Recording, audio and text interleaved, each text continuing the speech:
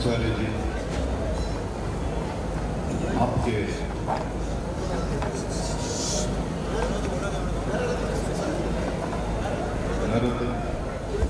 पूरी परम पूज्य उनके चरणों में मेरे कोटि कोटि प्रणाम है। आपके आज्ञा के देने से दो बात करना चाहता हूँ मैं, क्योंकि इस मंच पे जो भी परम पूज्य आचार्य जी और साध्वी जी, उन सबको भी मेरा कोटि कोटि प्रणाम है। मैं मेरी ज़िंदगी में शायद मैं पहली बार ऐसा दीक्षा का एक कार्यक्रम देखा हूँ। सहज से मैं क्यों आज इस मंच पे नीचे उतरकर मैं बात करना चाहता हूँ बोलने से उसका एक कारण भी है परम पूज्य श्री जी, क्योंकि मेरे को लग रहा है कि इतनी छोटी उम्र में अपना संसार छोड़कर, पता नहीं वो मेरे दिल में क्या सही है क्या गलत है, क्या खुश पड़ना है या परिवार या दुख करना है ऐसा। क्योंकि चंद दिनों से पहले मेरी बेटी का विदाई करने के समय में मेरे आंखों में आंसू आ गए, लेकिन फिर बार बार आती है बेटी मेरे घर पे, लेकिन ये बेटी तो संसार छोड़ के जा रही है। अभी वो क्या दबाव लग रहा था मेरे दिल में। मैं आज दिल से बात करना चाहता हूँ, क्योंकि आपका जो जिंदगी इतना कठिन है। मैं बहुत हजारों लोगों को हर रोज मैं मिलता हूँ, अलग अलग लोगों से मिलता हूँ, अलग अलग समस्याओं को मैं सुनता हूँ और उसको परिहार भी करता हूँ। लेकिन मेरा खुद का मैं बोलता हूँ कि मैं इस मंच पर खड़कर इस चीज़ों को बात करने के लिए मैं योग्य नहीं हूँ समझता हूँ। मेरी अंदर की बात है, मैं नाटक करता हूँ, बाकी के लोग क्या करते हैं पता नहीं, जिंदगी एक नाटक है। लेकिन अभी हजारों सालों से इंसान सही रास्ते पे अहिंसा छोड़कर एक समाज है तो वो जैन समाज है बोलने की बात इस समय में मैं याद करना चाहता हूँ। इस समय में मैं आपके समाज के बुजुर्ग भंवरलाल जी को मैं याद करना चाहता हूँ, भंवरलाल जी नाहर को याद करना चाहता हूँ, क्योंकि मैं भी यहाँ बहुत मेरे बहनों और भाइयों और समाज के बुजुर्ग और हमारे क्या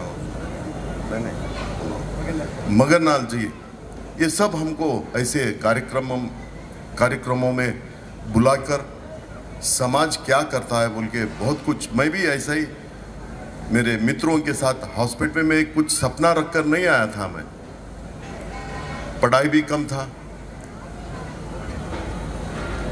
चंद आम आदमी के जैसा मैं भी जिंदगी जी रहा था, लेकिन कुछ लक्ष्य नहीं था मेरे पास।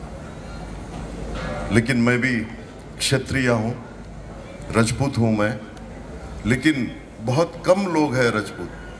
लेकिन हम इतिहास में देखने से, राजस्थान बिहार उधर सब देखने से वो क्षत्रिय में इतिहास बताता है, मैं उसके बारे में ज़्यादा नहीं बताता हूँ। लेकिन आज वो बिटिया कितनी खुश है, अपनी संसार छोड़कर भगवान के चरणों में जा रही है। क्या मैं तो 10 मिनट के लिए सोच में पड़ गया कि ये हो रहा क्या है। मेरे को डर लग रहा है, आप जब दीक्षा दे रहे हैं तो मेरे को कहीं से अंदर से मेरे को डर लग रहा है कि क्या हम ही दीक्षा ले रहे हैं क्या। कितना कठिन है वो दिल, कितनी ताकत चाहिए। अरे हजारों करोड़ों कमा सकते हैं इसके लिए, लेकिन ये कोई इंसान करना है तो वो दिल बहुत धड़क रहना चाहिए, बहुत बहुत बहुत। लेकिन फिर भी उस परिवार को मैं वो भगवान से, क्योंकि ये हम्पी विजयनगर का इतिहास हर इंसान को मालूम है, सिर्फ हिंदुस्तान में नहीं पूरे दुनिया में जानते हैं कि अपना विजयनगर कैसा हुआ है, क्योंकि यहाँ भोलेनाथ बैठे हुए हैं, महादेव बैठे हैं। हम्पी में महादेव का ताकत है, उस ताकत में सही भी वो बिटिया को और ज़्यादा ताकत देने दो बोल के वो महादेव से हम प्रार्थना करेंगे। अभी मेरे पास ज़्यादा कुछ शब्द नहीं है मेरे को, लेकिन फिर भी मेरे को डर लग रहा है, मेरे को अंदर से डर लग रहा है कि जब वो बिटिया, तो आप जो उसको दीक्षा दे रहे हैं, तो कुछ ना कुछ अंदर से, दिल के अंदर से डर मेरे को लग रहा था। अरे ये जब सोचकर इस कदम उठाने से अभी वापस भी नहीं आ सकते, लेकिन होगा कैसे? ये अपने आप में सोच रहा था कि हम कल ऐसा दिमाग में आ जाने से शायद अपने बस की बात नहीं है ये। इसीलिए मैं उस मंच पर खड़कर कुछ गलत नहीं बात करना है, जो भी है हकीकत सही, क्योंकि मैं योग्य नहीं हूँ उसके, क्योंकि आप गुरुजी हैं। गुरुजी का जो भी आदेश पालन करना है, सिर्फ सुनकर जाना नहीं है। मेरे ज़िंदगी में जितना हो सके समझो कि 99% नहीं है, 1% तो ईमानदारी से मैं हूँ, 1% का 99 नहीं हूँ मैं। 99 बोल के 1% नहीं है, 99% नहीं हूँ, 1% ईमानदारी है। बाकी का कोशिश करेंगे और 1% बढ़ाएंगे। 100% तो नहीं है, 1% एक ईमानदारी का थोड़ा रास्ता, क्योंकि हम भी परम पूज्य हर समाज के गुरुओं से हम उनका संदेश लेते हैं, जो बोलते हैं उसमें कितना कोशिश कर हम न्याय करेंगे और धर्म के रास्ते पे चलने का बहुत कोशिश करते हैं। कभी कभी हो जाता है गलतियां, लेकिन फिर भगवान के पास जाकर हम माफ़ी मांगकर फिर वही काम करते हैं 1% का। इसलिए बहुत बहुत खुश हुआ मेरे को, लेकिन फिर भी यहाँ से आपका आशीर्वाद लेकर आगे अच्छे काम करने के लिए सदा आपका आशीर्वाद रहना चाहिए। अपने विजयनगर क्षेत्र के ऊपर भी आपका आशीर्वाद रहना चाहिए। अभी हमको गर्व भी है, हमारी एक विजयनगर की हॉस्पिटल की एक बिटिया ने दीक्षा ली है, तो इतिहास के पन्नों में उनका नाम रहता है, उनका भी आशीर्वाद रहता है अपने विजयनगर पर बोल के मेरे को मौका दिया है।